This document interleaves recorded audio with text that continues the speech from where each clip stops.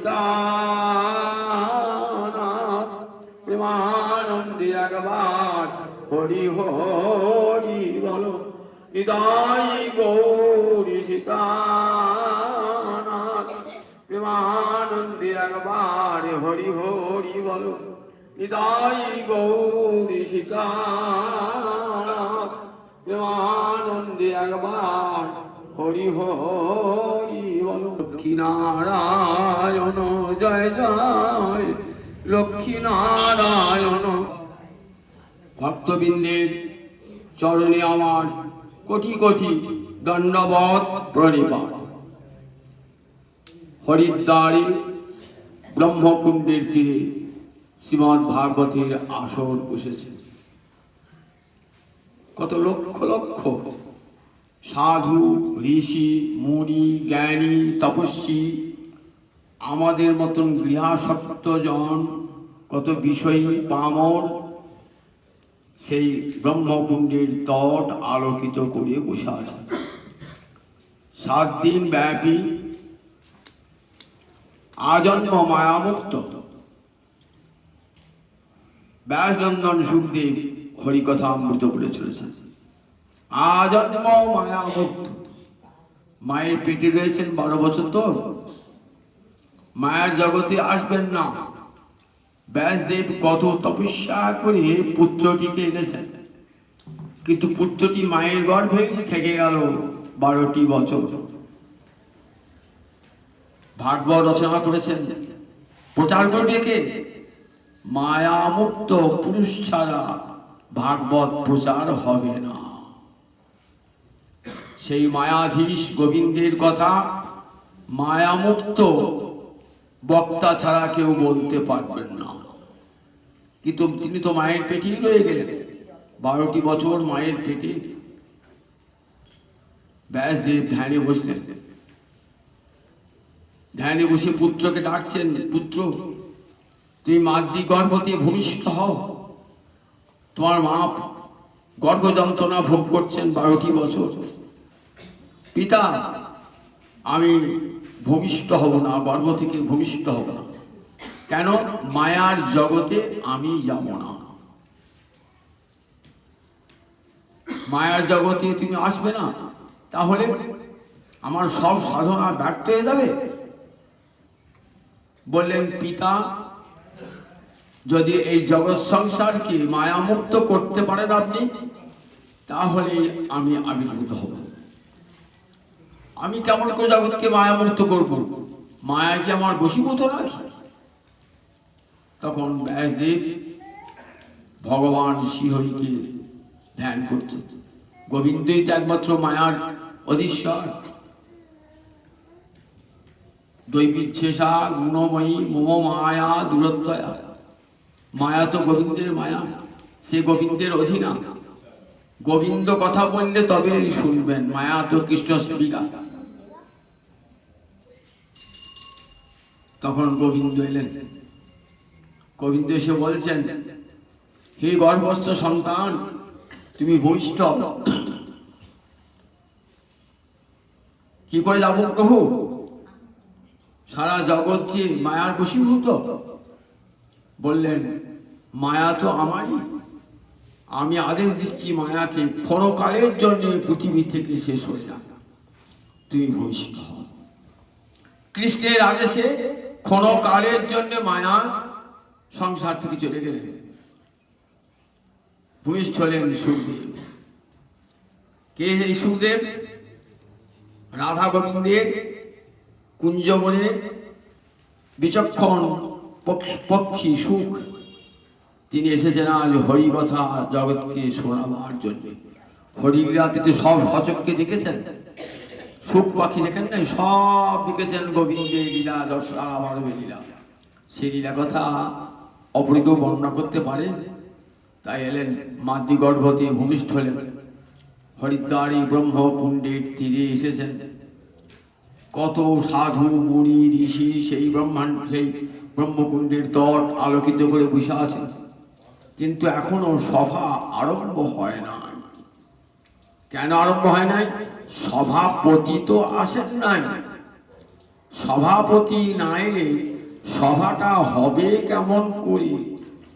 যিনি গোটা সভাটা পরিচালনা করবেন, কেন আর তো বড় বড় মুনি ঋষি রয়েছেন, যিনি ভাগবত রচিতা ব্যাসদেব তিনি তো রয়েছেন, ভগবান পরশুরাম তো রয়েছে, অত্রি মুনি রয়েছেন, দেবর্ষি নারদ রয়েছেন, দেবল ঋষি রয়েছেন। এত বড় বড় তো ঋষি যে কেউ তো সভাপতিত্ব হতে পারে না, কেউ বসবেন না ওই আসনটিতে। দেখুন আসছেন কে? মাতৃ গর্ভতে ভূমিষ্ঠ হয়ে আসছেন, মায়ের পেট থেকে সদ্য বার হয়েছে,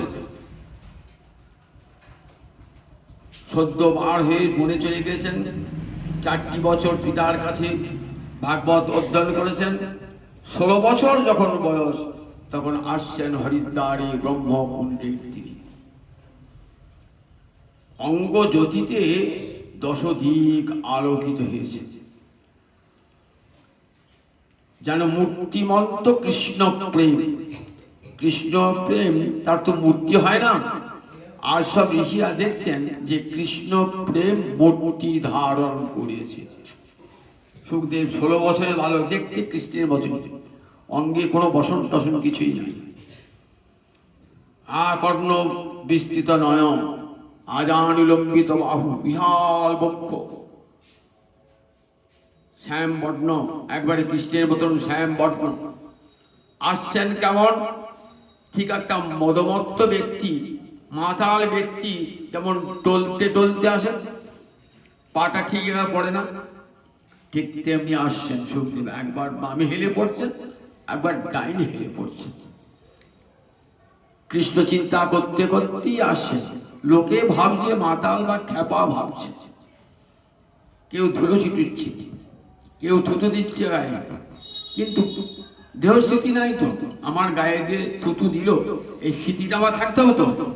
আমার গায়ে কেউ ঢিল মারলো, এই স্মৃতিটা আমার থাকতে হতো। কিন্তু কৃষ্ণ ধ্যানে মগ্ন, জগতের কোনো আঘাত তাকে আঘাত বলে মনে হচ্ছে। যখন আসছেন না, তখন মনে হচ্ছে আকাশ থেকে বোধহয় সূর্য নেমে এসেছে, বোধহয় এই আসরে আসছে। সব ঋষিরা উঠে দাঁড়িয়েছে, ঋষিরা সাধু মুনি ঋষি সব জোরস্তে উঠে দাঁড়িয়েছে, সবাই সুখদেবকে অভিনন্দন জানাচ্ছে। মহারাজ পরীক্ষিতের আনন্দের সীমা নাই। 7 দিন বাদে মৃত্যু হবে যার, তার হৃদয়ে আনন্দ থাকে? যদি কেউ ডাক্তার বলে দেয় তোমার 7 দিনের মধ্যে মৃত্যু, তাহলে কি হবে? সংসার ভাবনা চিত্তমগ্ন, আমার চলে যেতে হবে সংসার থেকে, আমার ছেলে বউ সংসার সব থাকলো, সব ভাসিয়ে দিয়ে আমাকে যেতে হবে, সে বিষাদে মগ্ন থাকে তো। কিন্তু দেখুন মহারাজ পরীক্ষিত 7 দিন বাদে তক্ষক দংশনে প্রাণ যাবে, কিন্তু অন্তরটি আনন্দে ভরপুর, বলছেন অহোভাগ্যম অহোভাগ্যম। তুমি আমাকে অভিশাপ দিয়েছো মুনি, অভিশাপ নয়, এ চরম আশীর্বাদ। আমি যদি তাই রাজ সিংহাসনে বসে থাকতাম, তাহলে কি সুখের দর্শন পেতাম? আজ আমার পরম সৌভাগ্য যে আজন্ম মায়ামুক্ত সুখদেবের দর্শন পেলাম। সোনার সিংহাসন বানিয়ে রেখেছেন, সেই সিংহাসনে বসালেন, নিজ হস্তে জল নিয়ে এসে চরণ ধুয়ে দিলেন, চরণ ধুয়ে দিয়ে বসিয়েছেন উত্তম আসনে। আজ প্রথম মুখ খুলবেন, মৌনী তো, কৃষ্ণ কথা ছাড়া আর অন্য কোনো কথা বলেন না, কেবল কৃষ্ণ কথা। কৃষ্ণ কথা হলেই বলবেন, অন্য কোনো কথা বিষয়ে কথা বলবেন না। একদিন নীরবে মৌনী হয়েছিলেন, আজ প্রথম হরিদ্বারে ব্রহ্মকুণ্ডের তীরে কৃষ্ণ কথা বলছেন। বলছেন মহারাজ, অকাম সর্বকাম বা মোক্ষ কাম উদারহি তীব্রেণ ভক্তি যোগেন যজেত পুরুষং পরম। মহারাজ, জগতে 3 শ্রেণীর মানুষ আছে। এক শ্রেণীর মানুষের অন্তরে কেবল কামনা বাসনা, ঘর চাই, বাড়ি চাই, টাকা চাই, স্ত্রী চাই, পুত্র চাই, ইহজন্মে সুখ চাই, পরজন্মে স্বর্গলোক চাই। তারা সর্বকাম, তারা কামনা প্রবৃত্তি মার্গের মানুষ। তারা কি চান? তারা কেবল চান ঘর বাড়ি, টাকা পয়সা, ধন দৌলত। এইটা তাদের ভাবেন জীবন এসেছে, এটাই ভোগই করবো, এরা সর্বকাম। আর এক শ্রেণীর মানুষ আছেন মোক্ষ কাম। তারা চান আর যেন এসে সংসার যন্ত্রণা ভোগ করতে না হয়, চিরকালের জন্য যেন সংসার থেকে মুক্তি পায়, আর যেন দেহ ধারণ করে পৃথিবীতে আসতে না। এরা মোক্ষ কাম, এরা মুক্তি চান। আর এক শ্রেণীর মানুষ আছেন অকাম। তারা কোনো কামনাই চান না, সমস্ত কামনা বর্জন করেছে। তারা একমাত্র গোবিন্দ চরণে প্রেম ভক্তি ছাড়া কিছু না। তাহলে তিন শ্রেণীর মানুষ, অকাম, সর্বকাম আর মোক্ষ কাম। তিন শ্রেণীর মানুষ। অকাম মানে যাদের কোনো কামনা বাসনা অন্তরে নাই কৃষ্ণ চরণ ভজনা ছাড়া, তাদেরকে বলে অকাম। তারা স্বর্গও চান না, মুক্তিও চান না, ভক্তিও চান না। এক শ্রেণীর মানুষ আর মুক্তি চান, সংসার থেকে, সংসার জ্বালা থেকে চিরকালের জন্য বিরতি চান। তারা মোক্ষকাম, মুক্তিকামী। আর এক শ্রেণীর মানুষ হচ্ছে সর্বকাম, সব চান সংসারে থাকবো, ভোগে সুখে, আবার যেন পরজন্মে বড়লোকের ঘরে জন্ম হবে, ইচ্ছা মতো ভোগ করব, আবার ভোগের শেষে স্বর্গে যাব, সেখানে গিয়ে স্বর্গ সুখ ভোগ করব। কত ভোগের বাসনা অন্তরে রয়েছে, তাদের কাছে ভোগেই সুখ। বলছে তিন শ্রেণীর মানুষই কিন্তু কি করেন? অকাম, সর্বকাম, মোক্ষ কাম, উদারধি, তীব্রেণ ভক্তি যোগেন যজেত পুরুষং পরম। এই তিন শ্রেণীর মানুষই কিন্তু পরম পুরুষ গোবিন্দের ভজনা করে। উদারধি, যদি উদারধি হয়, তিন শ্রেণীর মানুষই গোবিন্দকে ভজনা করেন। কারণ যারা সর্বকাম, সংসারে সবকিছু ভোগ করব, এই বাসনা যদি অন্তরে থাকে, তাহলে খুব মনে রাখবেন যে কৃষ্ণ ভজন ছাড়া সেটাও সম্ভব নয়। গীতার সপ্তম অধ্যায় কি বলা আছে? গীতার সপ্তম অধ্যায়ে ভগবান কি বলছেন?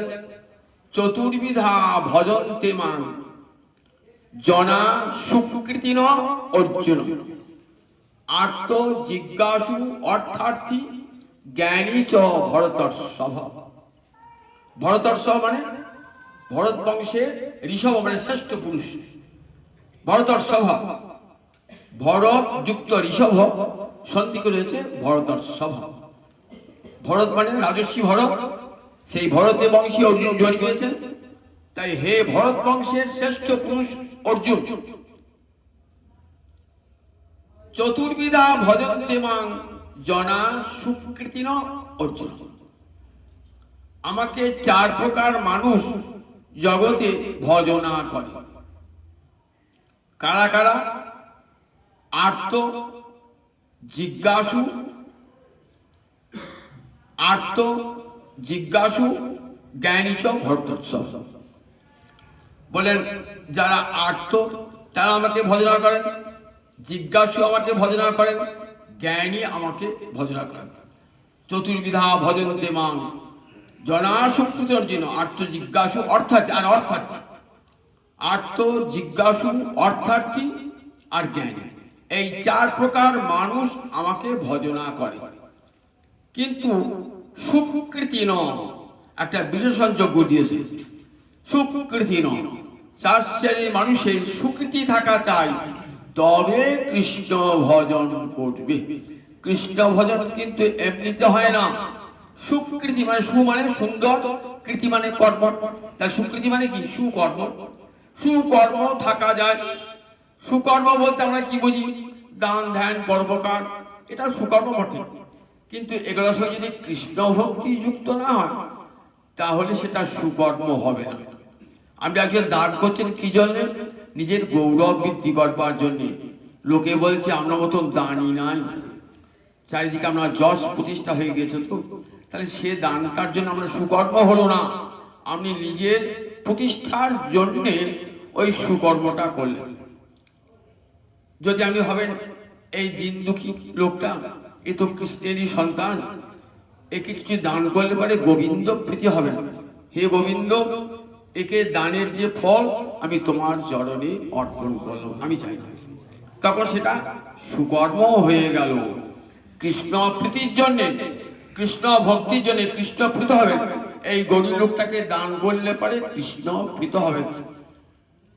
একটা মানুষ বিপদে পড়ে তাকে উদ্ধার করলেন, তাতে নিজের গৌরব কিছু নয়, গোবিন্দ প্রীত হবেন। বিপন্ন মানুষটিকে তুমি সাহায্য করলে, এই যে গোবিন্দের প্রীতির জন্য যখন কর্মটি করবেন না, তখন দান ধ্যান পরোপকার সেগুলো সব সুকর্ম হয়ে যাবে। কেন বলছি দেখুন, সুকর্ম থাকলে আপনি হয়তো অনেক উচ্চ করে জন্মাবেন, বড় ধনী হবেন, প্রচুর টাকা পয়সা হবে, কিন্তু কৃষ্ণের মতি হবে না, কৃষ্ণের মতি হবে না। অনেকে দেখুন বড় লোক আছে, আগের জন্মে দান ধ্যান করেছেন, বড় লোক হয়েছেন, কিন্তু কৃষ্ণের মতি আছে কি? কৃষ্ণের মতি হয় না। একজন তারা ভোগ টোগ করলে আবার চলে যাবে, কৃষ্ণের মতি হয় না। কৃষ্ণ হচ্ছে সুকৃতি নয়, পূর্ব, অর্থাৎ ভক্তিমূলক কর্ম থাকা চাই, অর্থাৎ ভক্তি সংস্কার নিয়ে জন্মাতে হবে। কোন মহতে কিবা প্রাপ্ত হয়ে ভক্তি লাভ হয়েছে, তো যেমন উদ্ধারণ দত্ত নাম শুনেছেন তো, পয়লা মাঘ সবাই আমরা জানি। উদ্ধারণ দত্ত কে ছিল বল দেখি? নিতাই চাঁদের একান্ত প্রিয়জন উদ্ধারণ দত্ত, ব্রজের সুবাহু গোপাল, ব্রজের দ্বাদশ গোপালে একটা গোপাল হলো উদ্ধারণ দত্ত। জানেন সবাই, আমরা কাটোয়া মানুষ, জানা উচিত আমাদের প্রত্যেকে।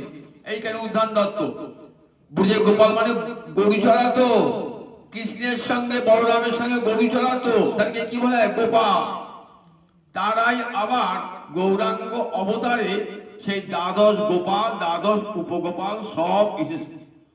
এখানে একাই হাটে একজন আছে, কে বলুন দেখি? একাইতে কালাকৃষ্ণ দাসের নাম শুনেছেন তো?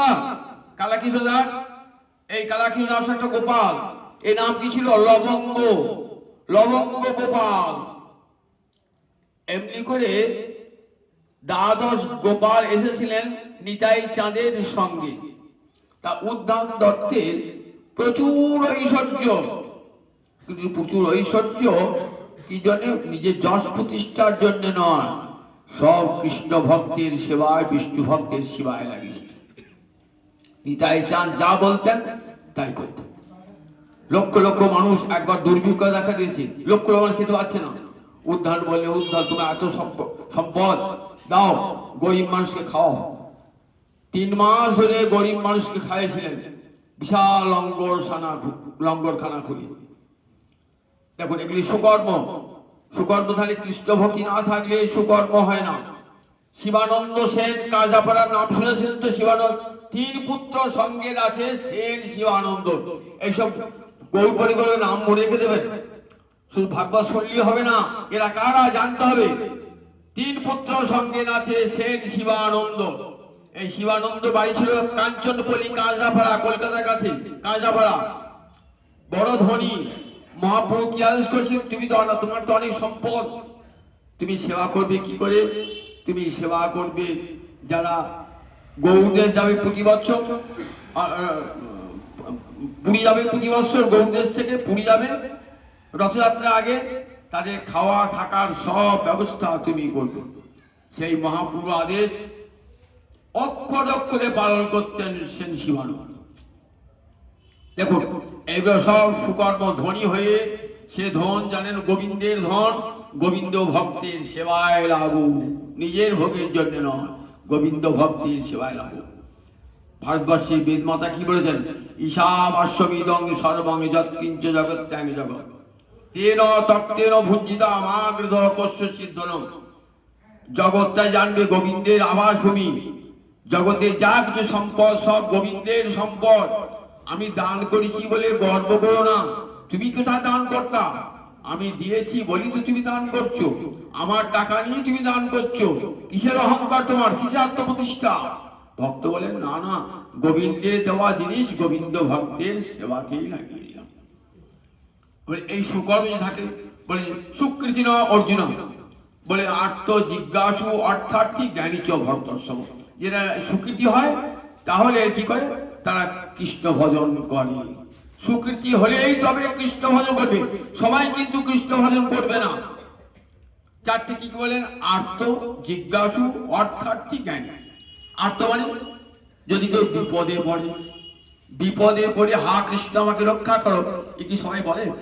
আমার মা খুব বিপদে পড়েছি, ছুটি কি করে আত্মীয় স্বজনকে নিয়ে করে আত্মীয়কে ডাকি, খুব ছেলেটা রোগে কাতর হয়ে রয়েছে, ডাক্তার থাকো ছুটে বলি হে গোবিন্দ রক্ষা করার বসে থাকি, তার উপর নির্ভর করে বসে থাকি।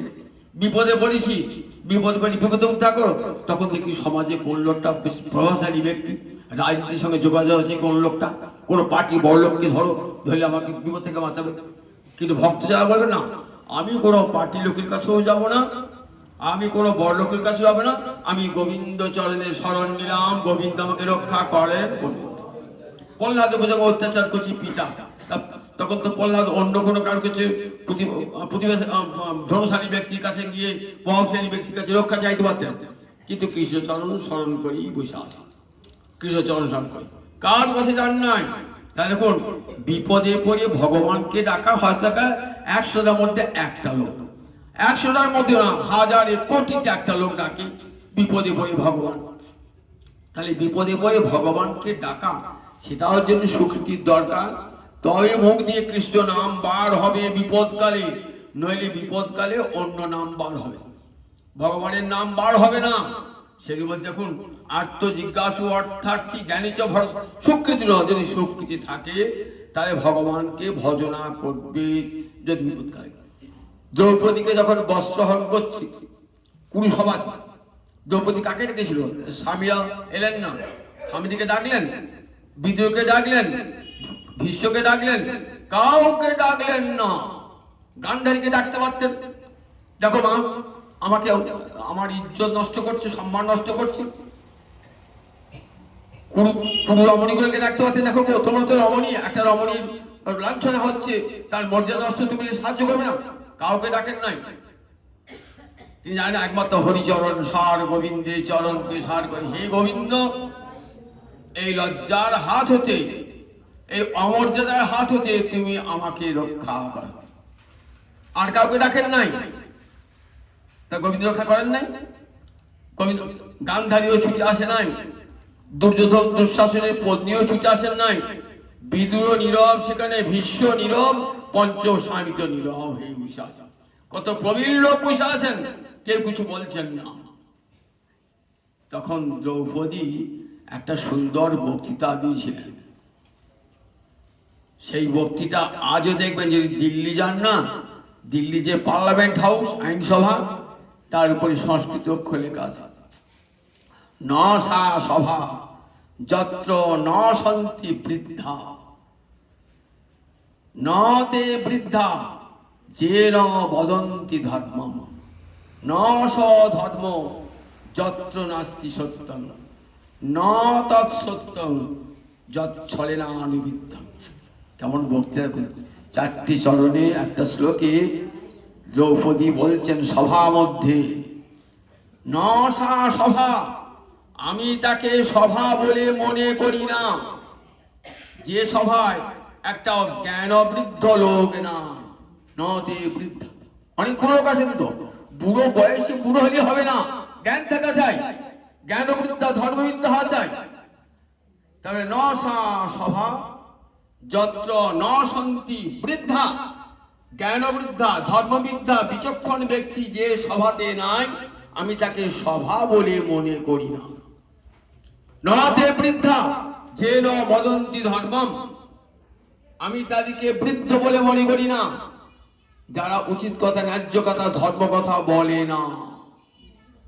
ন স ধর্ম, আমি তাকে ধর্ম বলে মনে করি না, যেখানে সত্য বলে কিছু নাই। ন তৎসত্যম, আমি তাকে সত্য বলে মনে করি না, যা ছল মাত্র। চারটি চরণে কেমন বক্তৃতা দিলেন দ্রৌপদী, ইতিহাসে অমর অক্ষয় হয়ে তার বাণী খানি। আজও দিল্লির আইনসভায় এইটি, ন সা সভা যত্র ন সন্তি বৃদ্ধা, ন তে বৃদ্ধা যে ন বদন্তি ধর্মম, ন স ধর্ম যত্র নাস্তি সত্যম, ন তৎসত্যম যচ্ছলেন অনুবিদ্ধম। এই শ্লোকটি লেখা আছে, একবার পার্লামেন্ট হাউসের সামনে লেখা আছে এই শ্লোকটা। কি সুন্দর শ্লোক বলে দেখি।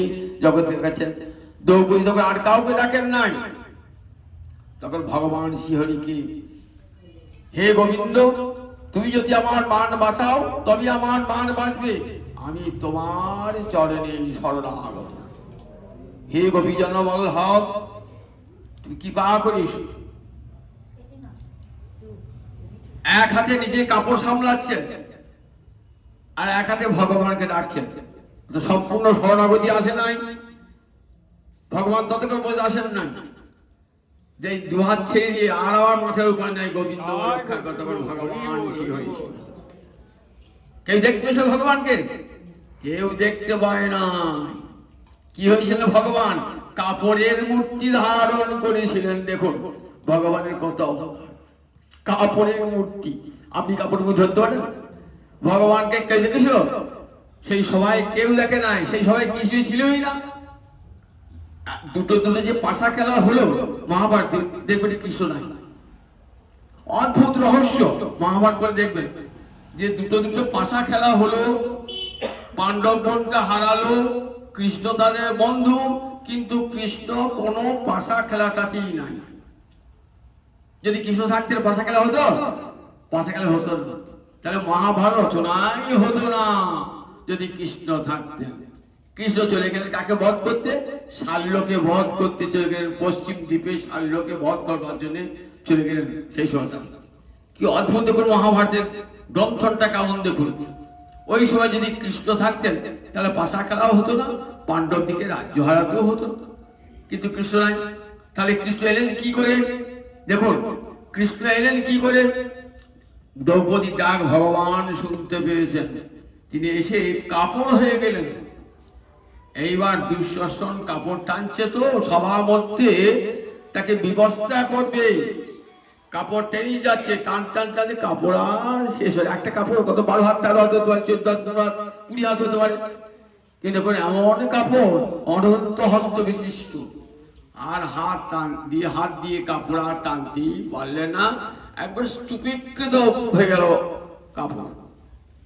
তাহলে বিপদে পড়ে দ্রৌপদী জগৎকে শিক্ষা দিলেন, বিপদে পড়ে কাউকে দেখো না, স্বামীকে নয়, স্ত্রীকে নয়, পুত্রকে নয়, কন্যাকে নয়, কোনো ধনীকে নয়, কোনো রাজনৈতিক নেতাকে নয়, ডাকবে ভগবান শ্রীহরিকে।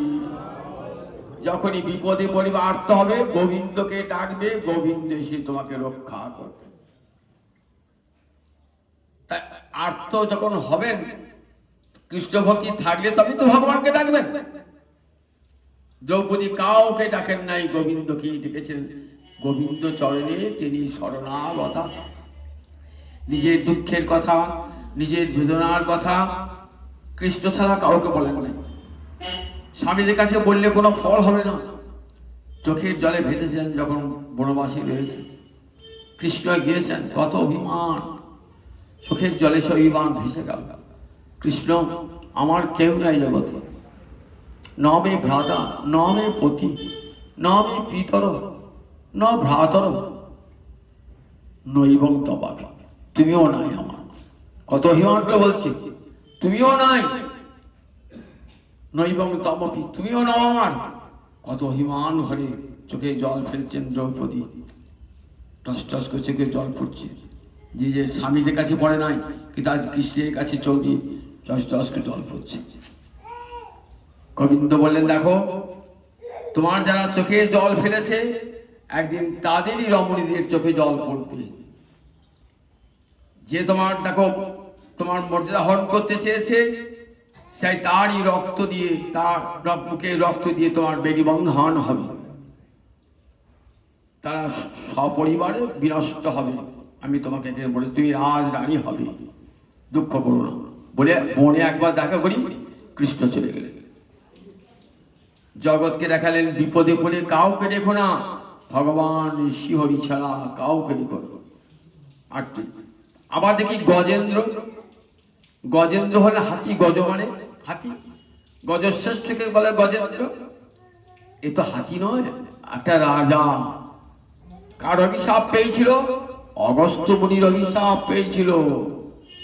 আপনার বাড়িতে আপনি গোবিন্দের সেবা করছেন তো, এমন সময় কোনো বৈষ্ণব দাঁড়িয়ে খঞ্জনি বাজিয়ে নাম করছে, ভিক্ষা চাইতেছে, আপনার দ্বারাও কৃষ্ণ সেবা ছেড়ে তোমাকে যাচ্ছে, অপরাধ হয়ে গেল। গোবিন্দ বড় না গোবিন্দ ভক্ত বড়? কে বড় জগতে? কৃষ্ণ ভক্তই বড় কৃষ্ণের চেয়ে। এ কথা আমার কথা নয়, ভাগবতী সুখদেব বলেছেন, ভগবানের নিজ মুখের বাণী। মদ ভক্ত পূজাব্যধিকা, আমার ভক্তের পূজা আমার পূজার চেয়েও বড়। আমার ভক্তের পূজা আমার পূজার চেয়েও বড়। তাহলে বড় যেতে হয় কোন পূজাটা আগে করবো? ভক্ত পূজাটা আগে করবো। গোবিন্দ সেবা ছেড়ে চলে আসবো, তাহলে গোবিন্দ তুষ্ট হবে না? না, গোবিন্দ তুষ্ট হবে। ভক্ত তুষ্ট হলে গোবিন্দ তুষ্ট হয়। এই রাজার, এই যে ইন্দ্রদুম্ন রাজা, এই ইন্দ্রদুম্ন রাজা অগস্ত্য ঋষির অভিশাপে হাতি হয়েছে। হাতি কৃষ্ণ সেবা করছিলেন, অগস্ত্য ঋষি গিয়েছেন, কিন্তু অগস্ত্য ঋষির দিকে একবার ফিরেও চাইলেন না। বললেন, রাজা, হাতি বিরাট চেহারা কিন্তু বুদ্ধি নাই। তুমি রাজা হয়েছো, বড় মানুষ হয়েছো, বুদ্ধিহীন, ভগবানের সেবা করছো বুদ্ধিহীন, জানো না কার সেবাটা আগে করতে হয়। আমি গেলাম, আমাকে অপমান করে তাড়িয়ে দিলে। তং হস্তি মূর্খ ভাব, হাতি তুমি হস্তি হও। এই অভিশাপে হাতি হয়ে গেলেন। হাতি হয়েছিল বটে, কিন্তু কৃষ্ণ ভক্তি যায় না। কেন যায় না? কৃষ্ণ ভক্তি কখনো বিনষ্ট হয় না। কৃষ্ণ ভক্তি যে গুরুদেব একবার কানে মন্ত্র দিলেন না, এই যে কৃষ্ণ ভক্তি বীজ দিলেন না, এটা কোনো কালেই নষ্ট হবে না, কোনো কালেই নষ্ট হয় না, কেউ নষ্ট করতে পারে না। আপনার দেহটা পাল্টাবে, কিন্তু দেহির যে কৃষ্ণরাম পেয়েছে সেটি পাল্টাবে না। কৃষ্ণ ভক্তি যে কৃষ্ণ লাভটা কে পেয়েছে? দেহের অন্তরে দেহি পেয়েছে। সুতরাং দেহি যেমন চিন্ময়, আমার এই কৃষ্ণ ভক্তিও চিন্ময়, সেটা কোনোদিন নষ্ট হবে না। আবার ঠিক সুযোগ পেলে প্রকাশ প্রাপ্ত হবে। হাতি হয়ে জন্মালেন। হাতি হয়ে কোথায় রয়েছেন? ত্রিকুট পর্বত বলে একটা পর্বত, সেই পর্বতের চূড়ায় হস্তিজীবনের সঙ্গে খেলা করছেন। খেলা করে সরোবরে নেমেছেন স্নান করতে। হস্তিজীবনের সঙ্গে জলকেলি করছেন। আর সেই সরোবরে ছিল একটা কুমির। এই কুমিরটাও অভিশাপ পেয়েছিল। কে অভিশাপ দিয়েছিল? দেবল ঋষি এক অভিশাপ দিয়েছিল। দেবল ঋষি স্নান করতে নেমেছে তো, আর মজা করছে ঋষির সঙ্গে, পাটা ধরে টানছে কুমিরের মতো। ঋষি তো বুঝতে পারছেন আমার সঙ্গে মজা করছো, পাটা ছেড়ে দাও, পাটা ছেড়ে দাও। কি যত বলছেন না, তখন ততক্ষণ এই গন্ধর্ব মজা হচ্ছে। একটা গন্ধর্ব রয়েছে ওই জলের তলাতে। তাহলে তুমি কুমিরের মতো ভান করে তুমি কুমির হও, তুমি কুম্ভীর হও বাবু, তুমি কুমির হও। সে জলের তলায় কুমির হয়ে আছে। চরণে ধরেছেন দেবল ঋষি অন্যায় করার পর। বললেন, কৃষ্ণ অবতারে স্বয়ং গোবিন্দ মন্বন্তর অবতারে হরিরূপে আসবেন এবং তোমাকে কৃপা করবেন। তখন তোমার মুখ ছেদন করবেন সুদর্শন অস্ত্র দিয়ে, তুমি গজেন্দ্রকে চরণ চেপে ধরবে। তখন তোমাকে গজেন্দ্রকে মুক্ত করবার জন্য তোমার মুখ ছেদন করবেন গোবিন্দ সুদর্শন চক্র দিয়ে, তখন তোমার মুক্তি হবে। এবার দেখো হাতিটা জলে নেমেছে তো, কুমিরটা পায়ে চেপে ধরেছে, কিছুতেই ছাড়ছে না। কেন ছাড়ছে না কুমিরটা? যতক্ষণ কৃষ্ণ না আসবে আমি ছাড়বো না, আমার তো মুক্তি হবে না। কৃষ্ণ এলে তবে তো আমার মুক্তি হবে। বাবরে 5000 বছর চলল যুদ্ধ হাতির সঙ্গে রাজা গজেন্দ্রের, যিনি ইন্দ্রদুম্ন রাজা, সেই গজেন্দ্রের 5000 বছর যুদ্ধ। সোজা কথা, 5000 কত পুরুষ পার হয়ে গেল বলুন দিকে একবার। হাতি তো গেল, হাতির বউ গেল, তারপরে যারা এসেছে হাতির পুত্র আদি গেল, হাতির নাতিরা গেল, সব গেল। 5000 বছর গিয়েছে, সবাই ছেড়ি বলো বাবু তোমার মাসে তো পাবো না। তখন আমাকে কেউ তো বাঁচাতে পারলো না, আমার নাতি পুতি সবাই এলো, কেউ আমাকে বাঁচাতে পারলো না, তখন কে আমাকে বাঁচাবে? হে গোবিন্দ তুমি আমাকে রক্ষা করো বলে অপূর্ব স্তব করেছেন গজেন্দ্র স্তব, ভাগবতী অষ্টম স্কন্ধে। তখন ভগবান ছুটে আসছেন গরুরের পিঠে চড়ি, চলো গরু চলো, আরো জোরে চলো। গরুর তেমনি দ্রুতগামী, আরো দ্রুত, আরো চলো চলো, আমার ভক্তকে রক্ষা করতে হবে। আর শেষ নিঃশ্বাস পড়বে, গজেন্দ্র মারা যাবে, আর শেষ নিঃশ্বাসই পড়বে। তখন ভাবছেন এখনো তো গোবিন্দ এলেন না, এখনো তো গোবিন্দ এলেন না। গোবিন্দ এলে একটি উপহার দেবো বলে কি করছেন, সরোবর থেকে এই পদ্ম ফুল, ভগবান জগৎগুরু তাকে দেখলে কিছু উপহার দিতে হয়, কি দেবো? একটা পদ্ম ফুল তুলে দিয়েছে। গোবিন্দ ছুটছুটে এসেছেন, গায়ের উত্তরীয়টা পড়ে গিয়েছে পর্যন্ত, ছুটে আসছেন তো ভক্তকে রক্ষা করবে, ছুটে পাগল হয়ে আসে। এসে তখন এই শেষ নিঃশ্বাসটি পড়তে বাকি, যেই গোবিন্দ এসেছেন না, গোবিন্দের চরণে ওই পদ্ম ফুলটি দিয়েছে, সুদর্শন চক্র দিয়ে ওই কুম্ভীরটির মুখচ্ছেদন করে চরণ দুটি বার করে দিলেন। কুমিরেরও মুক্তি হয়ে গেল, কুমির ছিল গন্ধর্ব, সে গন্ধর্বকে চলে গেল, এবং সেই সব হরি ভক্তি শ্রী হরি কৃপা নিয়ে গেল, সব ভক্তি লাভ করলো। এদিকে গজেন্দ্র আমার মুক্তি লাভ করলেন। গজেন্দ্র ইন্দ্রদুম্ন রাজা, এই ইন্দ্রদুম্ন রাজা পুরীতে, পুরী ধামে যিনি প্রতিষ্ঠা করেছেন জগন্নাথ মন্দির, জগন্নাথ এই ইন্দ্রদুম্ন রাজা। তারা দেখুন আর্ত হলে পারে ভগবানকে ডাকে, সবাই আর্ত হলে ভগবানকে ডাকে না, স্বীকৃতি না থাকলে ভগবানকে ডাকে না। এই দ্রৌপদী এবং আমাদের গজেন্দ্র দুজনের স্বীকৃতি ছিল বলেই কৃষ্ণকে তারা রেখেছিলেন, আর কাউকে ডাকেন না। জিজ্ঞাসু অর্থাৎ জানতে ইচ্ছুক যারা, তাকে জিজ্ঞাসু বলে। জানতে ইচ্ছুক ভগবানে কে কে বলুন দেখি? আমরা দেখি ভগবানের তত্ত্ব জানতে ইচ্ছুক সনকাদি মুনি, সনক, সনাতন, সনন্দন, সনত কুমার, এরা চারজন ব্রহ্মার পুত্র। এরা ভগবানকে জানবার জন্য এরা যেখানে যেখানে সাধু ঋষি পেয়েছেন সেখানে তাদেরকে ভগবান বিষয়ে কত প্রশ্ন জিজ্ঞাসা করেছেন। আবার দেখুন ও স্বয়ং অর্জুন, তিনিও কেমন দেখুন ভগবানকে কত প্রশ্ন করেছেন, জিজ্ঞাসা জানতে ইচ্ছুক, ভগবানকে কত প্রশ্ন জিজ্ঞাসা করেছেন। উদ্ধব ভগবানকে কত প্রশ্ন জিজ্ঞাসা করেছেন। যারা জিজ্ঞাসা করে তারা কি বলে? জিজ্ঞাসু, যারা জানতে ইচ্ছুক। অর্থার্থী, অর্থ মানে ইহ জগতে কোনো সম্পদ, পরজগতে কোনো সম্পদ পাবার জন্য যারা ভগবানকে ভজনা করেন তাদেরকে বলে অর্থার্থী, অর্থাৎ অর্থ লাভ করবার প্রার্থনা করেন, তাই অর্থার্থী। অর্থাৎ অর্থাৎ অর্থাৎ এই জগতে ধন সম্পদ যারা লাভ করতে ইচ্ছা করেন তাদেরকে বলে অর্থার্থী। কারা অর্থার্থী দেখুন, অর্থার্থী সুগ্রীব অর্থার্থী। সুগ্রীব রামচন্দ্রকে সাহায্য করেছিলেন, রামচন্দ্রের সেবা করেছিলেন, কি জন্য? যে আমাকে রামচন্দ্র কথা দিয়েছে বাড়িকে বধ করে আমাকে সিংহাসনে বসাবে। বিভীষণ রামচন্দ্রকে সেবা করেছিলেন, বিভীষণের কি উদ্দেশ্য ছিল না, রাজা আমার দাদা রাবণ যদি মৃত্যু হয় তাহলে ওই লঙ্কার সিংহাসনে আমি বসব। আবার দেখুন সুগ্রীব, বিভীষণ, ধ্রুব, আমরা ধ্রুবের কথা জানেন তো, উত্তানপাদ রাজার পুত্র ধ্রুব যখন কোলে বসতে গেলেন পিতা, তখন বিমাতার এমন কটু বাক্য যে দেখ তুই রাজার কোলে বসতে এসেছিস, রাজার কোলে বসতে হলে সৌভাগ্যের দরকার, সৌভাগ্যবতী রমণীর গর্ভে জন্মালে তবেই রাজার কোলে বসতে হবে। তোর মা তো স্বামী পরিত্যক্তা অভাগিনী, সুতরাং তার সন্তান হয়ে তুই কখনো রাজার কোলে বসবার যোগ্য নস। 5 বছরের বালক ধ্রুব কথাটা কানে গেল, খুব মর্মে লাগলো।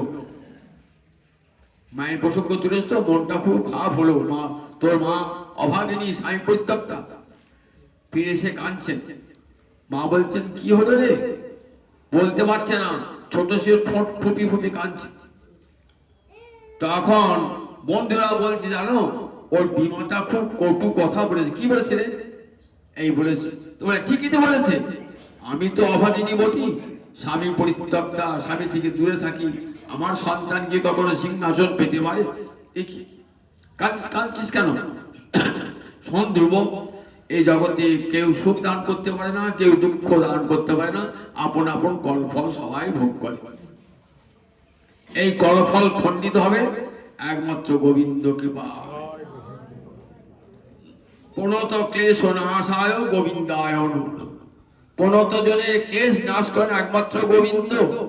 এছাড়া জগতে কেউ কর্মফল খণ্ডন করাতে পারে না।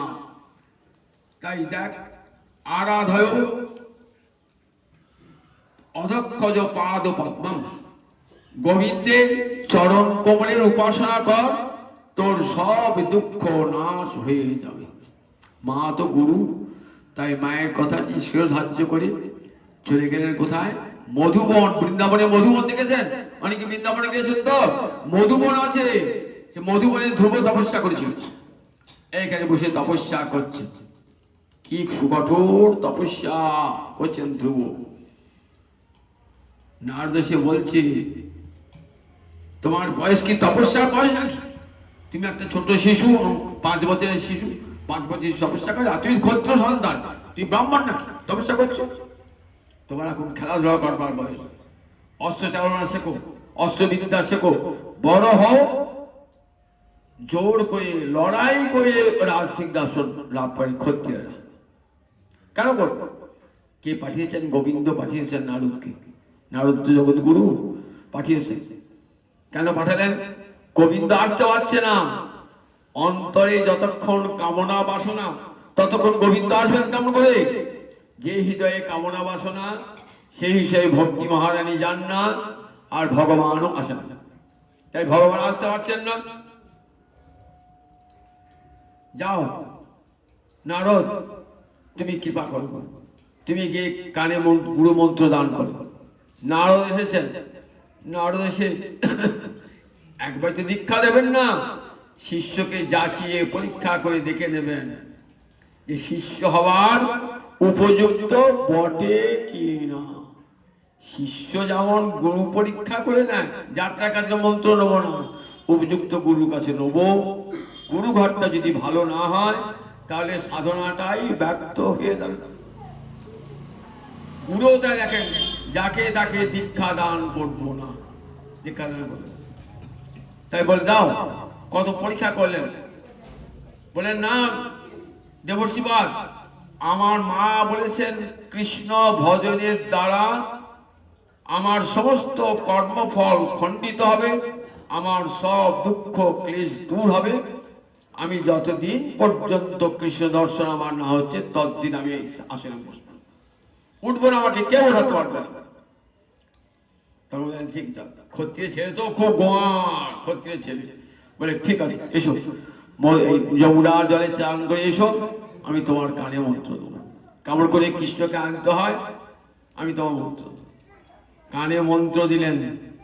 মন্ত্র দিলেন, মন্ত্র দেওয়ার পর ধ্রুবের অন্তরে আলাদা অনুভূতি। বলেন 6 মাস জপ করো। 6 মাস জপটি করলেন। 6 মাসের পর ভগবান শ্রীহরির দর্শন। শ্রীমদ্ ভাগবতী ধ্রুবের বিরাট উপাখ্যান আছে, আমি অত দূরে গেলাম না। 6 মাস ভজন, 6 মাস গোবিন্দকে ভজন করার পর 6 মাস গুরুবাক্য তো পড়েছেন, গুরুদেব দীক্ষা দিয়ে চলে গেলেন। গোবিন্দ দর্শন হচ্ছে, সিংহাসন, এক পায়ে দাঁড়িয়ে ডাকছেন ভগবানকে। ভগবানের বৈকুণ্ঠের আসন টলে উঠেছে নারায়ণের। এসেছেন শঙ্খ চক্র গদা পদ্ম হাতে নিয়ে ধ্রুবের সামনে। ধ্রুব এক পদে দাঁড়িয়ে, ধ্রুবের হৃদয় মাঝে গোবিন্দ, চোখটা বুঝে আছে, দেখছেন হৃদয় মাঝে গোবিন্দ, তো চোখটা বুঝে দেখছেন। আমার হৃদয় আলো করে গোবিন্দ দাঁড়িয়ে আছেন, শঙ্খ চক্র গদা পদ্ম ধারণ করে। চোখটা খুলতে পারছেন না। এদিকে বৈকুণ্ঠপতি এসে হারিয়ে শঙ্খ চক্র গদা পদ্ম নিয়ে। নারায়ণ ভাবছেন আমার দিকে তো তাকাচ্ছি, আমি দিলাম ধ্রুব রাজ্য কামনার জন্য তপস্যা করছে, দিতে এলাম তো, কিন্তু ও তো চক্ষু মুদ্রিত করে আছে। তখন ভাবছেন আমার একটা মূর্তি বাইরে, একটা মূর্তি ভিতরে। তাহলে ধ্রুব তো চোখ খুলবে না, তাহলে কি করব? ভিতরে মূর্তিটা অন্তর্ধান ঘটিয়ে দিই। ভিতরে মূর্তি, ভগবান ভিতরে ছিলেন তো, মনোময়ী মূর্তি, সেই মনোময়ী মূর্তিটার অন্তর্ধান ঘটায়। এইবার সাক্ষাৎ নারায়ণ সম্মুখে হাজির। দর্শন করে ধ্রুবের আনন্দের সীমা নাই। ধ্রুবের ইচ্ছা ভগবানের স্তব করবে। ধ্রুব তো লেখাপড়া জানে না, 5 বছরের ছেলে, কি স্তব করবে? কিন্তু গোবিন্দের ইচ্ছায় কি হয় বলে মনে কি, মুখং করতি বাচালং, মুখ বোবা বাচাল হয়ে যায়। পঙ্গুং লঙ্ঘয়তে গিরি, পঙ্গু মানে খোড়া, গিরি টপকায়, পর্বত টপকায়। কি না হয় গোবিন্দের কৃপায়, অসম্ভব সম্ভব হয়ে যায়। তখন কি করলে, হাতে নারায়ণের শাক থাকে, দেখেছেন তো হাতে শঙ্খ চক্র গদাপদ্ম, শাকটা কিসের প্রতীক? শাকটা বেদ বিদ্যার প্রতীক। শাকটা নাথ ব্রহ্ম তো বেদ বিদ্যার প্রতীক। গণ্ডদেশে, ধ্রুবের গণ্ডদেশে ঠিকিয়ে দিলেন। যেই গণ্ডদেশে ঠিকিয়ে দিলেন না, অনেক সঙ্গে সঙ্গে ধ্রুবের মুখ থেকে অপূর্ব শ্লোক। কি চাও ধ্রুব? বলেন স্থানাভিলাষী তপসী স্থিত হম। স্থানাভিলাষী, উত্তম স্থান পাবার জন্যে আমি তপস্যায় বসেছিলাম। দেব মুনীন্দ্র গুজ্জং, বলছে যা দেবতারা মুনিরাও দেখতে পায় না, তৎপ্রাপ্ত সেই গোবিন্দকে তোমাকে আমি দেখতে পেয়েছি। তপস্যায় বসেছিলাম। কি কামনায় স্বর্গে বসে তপস্যা বসেছিলাম? অর্থ কামনায়, ঐশ্বর্য কামনায়, রাজসিংহাসন কামনায়। তপস্বী স্থিতং স্থানাভিলাষী, উত্তম স্থান পাওয়ার জন্য। আমার পিতৃ পিতামহ যে স্থান পায় নাই, সেই স্থান পাওয়ার জন্য আমি তোমার তপস্যা করেছিলাম। বলেন কাচকে বিচ্ছিন্নন দিব্যরন্নন প্রাপ্তম। আমি কাজ খুঁজতে খুঁজতে দিব্য রত্ন পেয়েছি। কাজ খুঁজতে খুঁজতে যদি কেউ হীরের টুকরো পায়, তাহলে কাঁচটা নেবে না হীরের টুকরো নেবে? কোনটা নেবে? কাঁচটা ফেলে দেবে, দরকার নেই, হীরের টুকরো পেয়ে গেছি। আমি কাজ খুঁজতে খুঁজতে, অর্থাৎ ঐশ্বর্য অর্থাৎ রাজসিংহাসন পাবার জন্য তোমার তপস্যা করছিলাম। খুঁজতে খুঁজতে তোমার চরণ পেয়ে গেলাম প্রভু, হীরের টুকরো পেয়ে গেলাম। কৃতার্থস্মি বরং আছে, আমি কোনো বরে চাই না তোমার চরণ সেবা ছাড়া, আর কোনো বরে চাই না তোমার চরণ সেবা ছাড়া, আমি কোনো বরে চাই না। দিব্যরত্ন প্রাপ্ত। হরিভক্তি সুধালয় বলে গ্রন্থ আছে, সেখানে বলছেন ধ্রুব দিব্যরত্ন প্রাপ্ত। ভগবান বলছে কি নেবে নাও, কি নেবে? স্বর্গ নেবে, বৈকুণ্ঠ নেবে, কি যাবে নেবে বলো? বলে আর কিছুই চাই না প্রভু, আমি আর ভক্তি মুক্তি কিছুই চাই না, সর্ব সপ্তদ্বীপের অধিপতি কোনো কিছুই চাই না, ব্রহ্মপদ ইন্দ্রপদ কিছুই চাই না। তাহলে কি চাও ধ্রুব? আমার যেন পরবর্তীকালে এমন জন্ম হয় যেন ভক্তদের সঙ্গ লাভ করতে পারে, যারা তোমার গুণকথায় মত্ত, তাদের সঙ্গ লাভ করতে পারি। বলতে তো সাধন দশা, তুমি তো সাধ্য বস্তু পেয়ে গেছো। বলে না প্রভু, তোমাকে পেলেও হারাতে হবে। কিন্তু যে সমস্ত ভক্তগণ তোমার কথায় মত্ত হয়ে রয়েছেন সব সময়তে, আমি যেন তাদের সঙ্গ লাভ করি, সব সময় আনন্দ অনুভব করতে পারি। দেখছেন, চাইল না কিছুই। কবিরাজ গোস্বামী বলছেন কাম লাগি কৃষ্ণ ভজে পায় কৃষ্ণ রসে, কাম ছাড়ি দাস হইতে হয় অভিলাষে। কাম লাগি কৃষ্ণ ভজে, কামনার জন্য কৃষ্ণ ভজন করতে গেল ধ্রুব। যেই ভক্তি রস হৃদয়ে এলো, তখন কাম ছাড়ি দাস হইতে হয় অভিলাষে। আর কামনা চাই না, আমি যেন দাস হয়ে জন্মাতে পারি জন্ম জন্মান্তরে। দেখুন অর্থার্থী, ভগবানকে পাওয়ার জন্য, ভগবানের কাছে সিংহাসন পাওয়ার জন্য, উত্তম আসন পাওয়ার জন্য তপস্যা করেছিলেন। কিন্তু হরি গুরুদেব কার্যে দীক্ষা দিয়ে গেলেন না, হৃদয় থেকে কামনা বাসনা সব দূর হয়ে গেল। সাক্ষাৎ ভগবানকে দর্শন করে হৃদয় নির্মল হয়ে গেল, ভক্তি মহারানীর স্থান। আর অকাম কারা? বললেন প্রহ্লাদ অকাম। প্রহ্লাদ কিচ্ছু চান নাই ভগবানের কাছে। প্রহ্লাদ তুমি কি নেবে? প্রেমিক ভক্ত তো, প্রেমিক ভক্ত। প্রহ্লাদ তুমি কি নেবে? আমার জন্য কত দুঃখ কত কষ্ট তোমাকে ভোগ করতে হচ্ছে।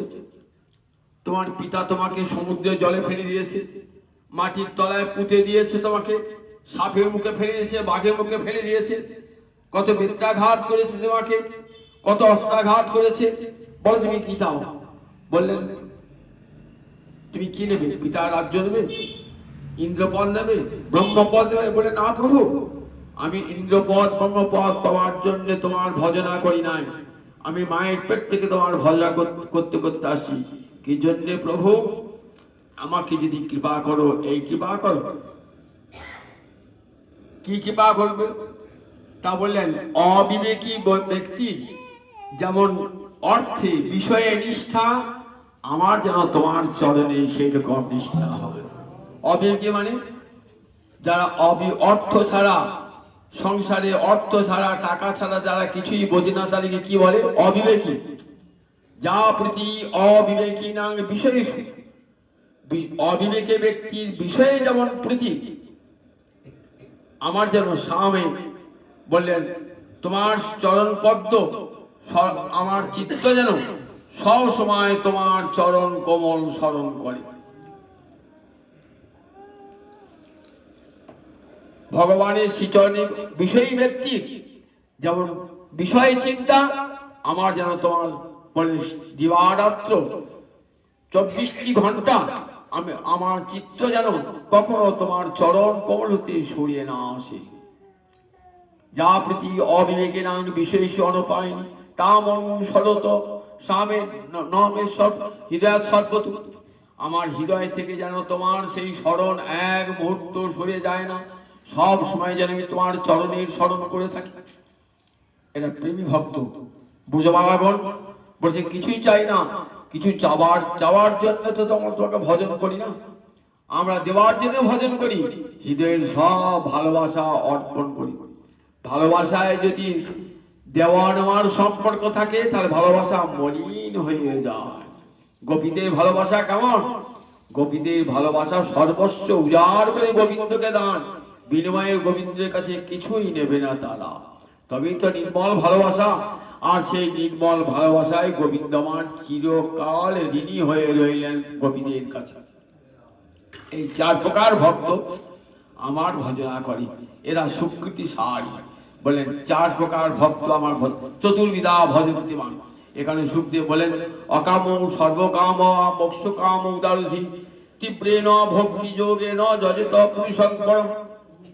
বলেন পরম পুরুষকে ভজনা করে কারণ তীব্র ভক্তি যোগের দ্বারা, সে অকাম হোক, সর্বকাম হোক, আর মুক্তিকামী হোক, তীব্র ভক্তি যোগের দ্বারা ভগবান শ্রীহরি কি অর্চনা করে। মহারাজ ভগবান শ্রীহরি অর্চনা করো, তোমার মনোবাঞ্ছা পূর্ণ হবে, তুমি গোবিন্দ চরণে পার্শ্বদ পদ লাভ করি তোমার জীবন সফল হবে। জয় নিতাই, জয় নিতাই, জয় নিতাই।